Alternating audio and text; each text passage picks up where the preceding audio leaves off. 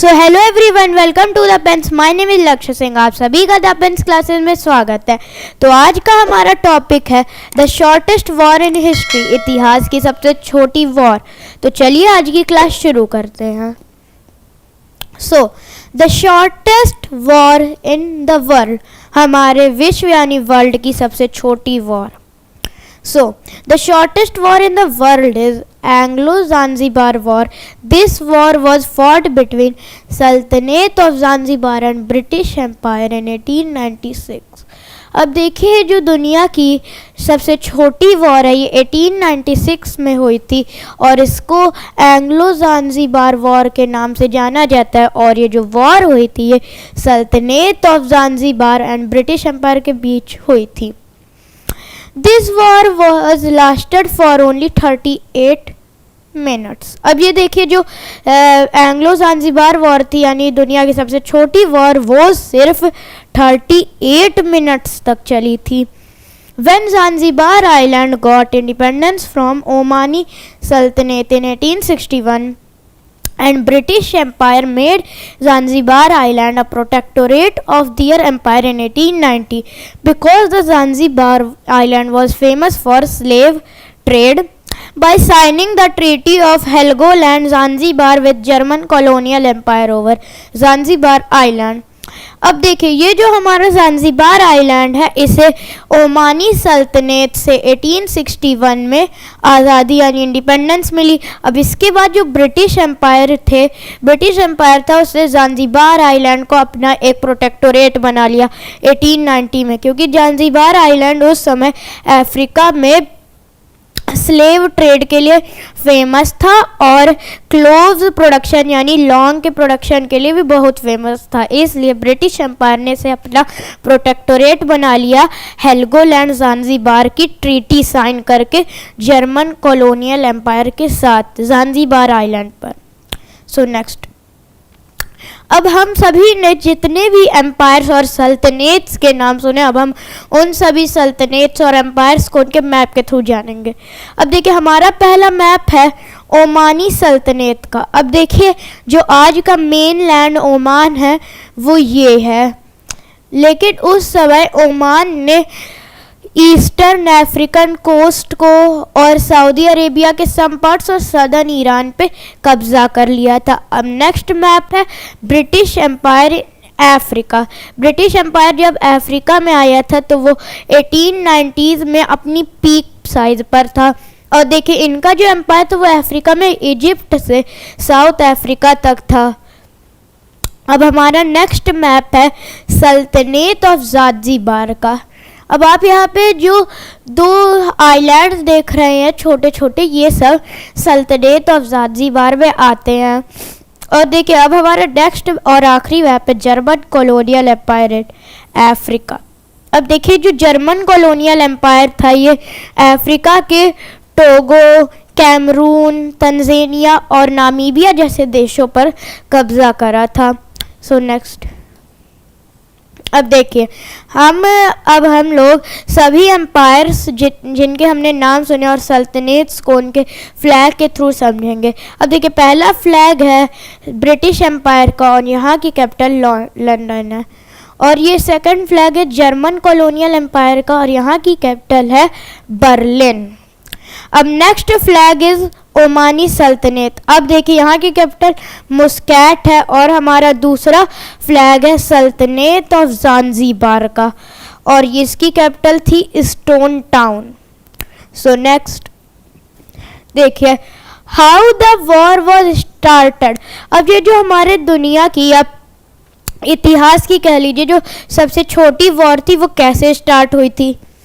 After this, Britishers installed their puppet ruler Sultan Hamad bin थुवैनी। अब देखिए, हम लोगों ने पिछली स्लाइड्स में पढ़ा था कि ब्रिटिशर्स ने हेल्गोलैंड ज़ांज़ीबार की ट्रीटी जर्मन कॉलोनियल एम्पायर से जब साइन करी तो ज़ांज़ीबार आइलैंड को इन्होंने अपना प्रोटेक्टोरेट बना लिया। अब प्रोटेक्टोरेट बनाने के बाद इन्होंने वहाँ पे अपना एक पपेट रूलर यानी कठपुतली राजा इंस्टॉल किया जिनका नाम था सुल्तान Hamad bin Thuwaini. In 1893 in Zanzibar, after the sultan's death in 1896। अब देखिए जो सुल्तान हमद बिन थुवैनी थे ये ज़ांज़िबार के सुल्तान 1893 में बने थे और 3 साल शासन करने के बाद 1896 में जब इनकी डेथ हो जाती है तो इनके जो यंगर ब्रदर यानी जो छोटे भाई थे जिनका नाम था सुल्तान खालिद बिन बरगाश, वो सुल्तान बन जाते 25 अगस्त को। Without the British approval, creating a conflict with British Empire, they warned the Sultan Khalid to leave the palace and not became the Sultan. अब देखें जब ये जो सुल्तान खालिद बिन बरगाश थे सुल्तान हमद बिन थुवैनी के छोटे भाई थे, जब ये 25 अगस्त 1896 को जब बने रूलर ज़ांज़िबार के बिना ब्रिटिश अप्रूवल के, तो इस वजह से जो ब्रिटिश और ज़ांज़िबार सल्तनत थी उनके बीच में एक विवाद यानी कॉन्फ्लिक्ट हो गई। और इसके बाद ब्रिटिश एम्पायर ने सुल्तान खालिद को वार्न किया कि आप अपना पैलेस यानी राजा का महल छोड़ दें और सुल्तान ना बने, हम अपना दूसरा जो हमारा प्री यानी पपेट रूलर होगा हम उसे अपना रूलर बनाएंगे। Britishers gave the time of 26 August at 9 AM to leave the palace. अब ये जो ब्रिटिश एम्पायर यानी अंग्रेज थे, इन्होंने सुल्तान खालिद को 26 अगस्त 9 AM तक का टाइम दिया कि आप इस टाइम तक जो पैलेस है वो खाली कर दें। अब next day at 8 AM sultan Khalid refuse to leave the palace. अब देखिए अगली सुबह यानी 26 अगस्त को जो खालिद थे सुल्तान खालिद, इन्होंने 8 AM को बोल दिया कि अब हम इस पैलेस को नहीं छोड़ेंगे। और इसी के बाद 9 AM जो 26 अगस्त को British navy under the leadership of brigadier general Lloyd William Matthews and rear admiral Harry Rawson and their 5 cruise naval boats with machine guns and artillery bombarded the sultan's palace. अब देखिए और जब जो सुल्तान खालिद थे उन्होंने 8 AM यानी सुबह के 8 बजे जब रिफ्यूज़ यानी मना कर दिया कि हम अपना पैलेस नहीं खाली करेंगे, तब सुबह के 9 बजे 26 अगस्त को ब्रिटिश नेवी जो कि brigadier general Lloyd William Matthews और रियर एडमिरल हैरी रॉसन की लीडरशिप के अंडर में थे, इन्होंने और इनकी 5 क्रूज नेवल बोट्स जो कि मशीन गन्स और आर्टिलरी से लैस थी, उन्होंने सुल्तान खालिद के पैलेस यानी सुल्तान खालिद के महल को बॉम्बार्ड यानी वहाँ पे गोलाबारी शुरू कर दी and destroyed it, and Britishers fought with the army of Zanzibar under the leadership of Sultan Khalid, and after fighting the war of 38 minutes the Sultan Khalid escaped and most of the artillery and machine guns were destroyed and Zanzibar troops surrendered at 9:38 AM। अब देखिए जो British navy थी वो rear admiral Harry Rawson and brigadier general Lloyd William Matthews के leadership के under में थी, तो इन्होंने ओपन फायर का ऑर्डर दिया अपनी 5 क्रूज नेवल बोट्स को।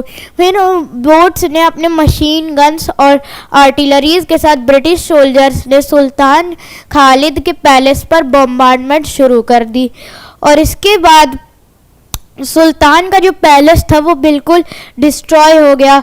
और इसके बाद जो ब्रिटिशर्स थे वो ज़ांज़िबार की आर्मी के साथ लड़े जो कि सुल्तान खालिद बिन बरगाश के अंडर में थी। और इसके बाद and after fighting the war of 38 minutes the Sultan Khalid escaped। और 38 मिनट्स जब लड़ाई नहीं रुकी ब्रिटिशर्स की बॉम्बार्डमेंट ज़ांज़िबार आइलैंड पर जारी रही, तो जो सुल्तान बिन बरगाश थे वो escaped यानी अपने महल और ज़ांज़िबार आइलैंड को छोड़ के भाग गए यानी escape कर दिए। इसके बाद जो most of the artilleries and machine guns जो थी ज़ांज़ीबार आइलैंड की, वो डिस्ट्रॉयड यानी तबाह हो चुकी थी।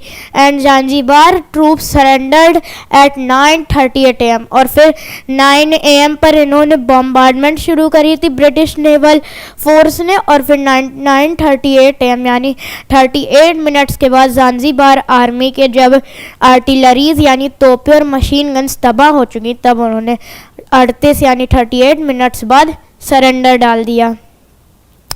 After the defeat of Zanzibar army troops, the Britishers installed a new puppet ruler Sultan Hamad बिन मोहम्मद। अब देखिए, जब ज़ांज़ीबार आर्मी की वहाँ पर डिफीट हो गई, तो जो ब्रिटिशर्स थे उन्होंने अपने ज़ांज़ीबार को फिर से अपना प्रोटेक्टोरेट बना दिया, और वहाँ पे एक नया पपेट रूलर यानी कठपुतली राजा इंस्टॉल कर दिया, जिनका नाम था सुल्तान हमद बिन मोहम्मद।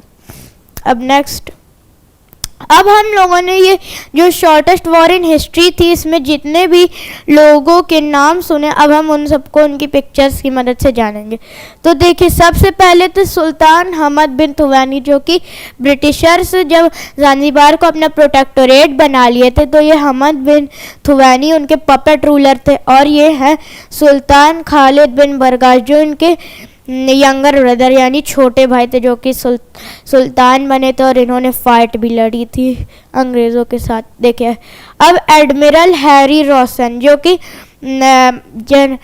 एडमिरल थे वहाँ नेवल फोर्स के, और फिर इसके बाद ब्रिगेडियर जनरल लियोड मैथ्यूज़। अब देखिए, जो admiral Harry Rawson and brigadier general Lloyd Matthews थे, ये दोनों जो आर्मी थे, ये ब्रिटिश नेवल फोर्स के कमांडर्स थे।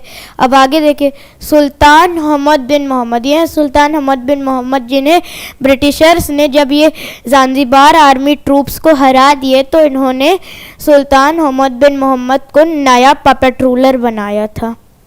सो नेक्स्ट, अब देखिए यहाँ पे एक इम्पॉर्टेंट नोट है, जो कि कह रहा है, after getting independence from British empire on 10 December 1963 and on 26 April 1964 the sultanate of Zanzibar under sultan Jamshid bin Abdullah after the Zanzibar revolution unified with United Republic of Tanganyika. अब देखिए, जब ज़ांज़ीबार आइलैंड को British empire से आज़ादी यानी independence मिली 10 December 1963 को, और इसके अगले ही साल 26 अप्रैल 1964 को जो सल्तनत ऑफ ज़ांज़ीबार थी, जो कि उस समय सुल्तान जमशीद बिन अब्दुल्ला के अंडर में थी, ज़ांज़ीबार रेवोल्यूशन के बाद वो यूनाइटेड रिपब्लिक ऑफ तंगानिका के साथ यूनिफाइड, यानी इन दोनों का यानी United Republic of Tanganyika and सल्तनत ऑफ ज़ांज़ीबार का यूनिफिकेशन हो गया। और ये जो उस समय यूनाइटेड रिपब्लिक ऑफ तंगानिका था, ये मवालिमा जूलियस कंबारेग नेरेरे के अंडर में था, जो कि उस समय यूनाइटेड रिपब्लिक ऑफ तंगानिका के प्राइम मिनिस्टर थे। और जब इन दोनों का यूनिफिकेशन हुआ, सल्तनत of Zanzibar and United Republic of Tanganyika का, तब एक नया देश फॉर्म हुआ, जिसका नाम था United Republic of Tanzania. So next, अब देखिए, अब ये जो यूनिफिकेशन हुआ था, इस यूनिफिकेशन में हम लोगों ने पढ़ा कि यूनाइटेड रिपब्लिक ऑफ तंगानिका जो था, वो सल्तनत ऑफ ज़ांज़ीबार के साथ मिल के यानी यूनिफाइड होके यूनाइटेड रिपब्लिक ऑफ तंजानिया को फॉर्म किया था। अब देखिए, ये है यूनाइटेड रिपब्लिक ऑफ तंगानिका का फ्लैग, और यहाँ की जो कैपिटल थी वो थी दार एस सलाम। अब देखिए, जो फ्लैग है दूसरा, ये है सल्तनत ऑफ ज़ांज़ीबार का, जो आपको मैंने पिछली स्लाइड में दिखाया था। सल्तनत ऑफ ज़ांज़ीबार का फ्लैग वो 17वीं सेंचुरी के ज़ांज़ीबार सल्तनत का था, और जब 1964 में जब इनका यूनिफिकेशन हो रहा, तब इनका सल्तनत ऑफ ज़ांज़ीबार का जो फ्लैग था वो चेंज हो गया था, जिसमें पहले वो मून बना हुआ था, और देखिए अब ये चेंज हो गया है। और यहाँ की कैपिटल स्टोन टाउन अभी भी थी। और जब इन दोनों का यूनिफिकेशन हुआ तो एक नया रिपब्लिक देश फॉर्म हुआ जिसका नाम था यूनाइटेड रिपब्लिक ऑफ तंजानिया, जिसकी आज कैपिटल है डोडोमा। सो नेक्स्ट, अब देखिए, अगर आपको हमारी ये वीडियो अच्छी लगी और द पेन्स के साथ जुड़े रहने के लिए हमारे चैनल द पेन्स को लाइक करें, सब्सक्राइब करें। So take care and bye bye.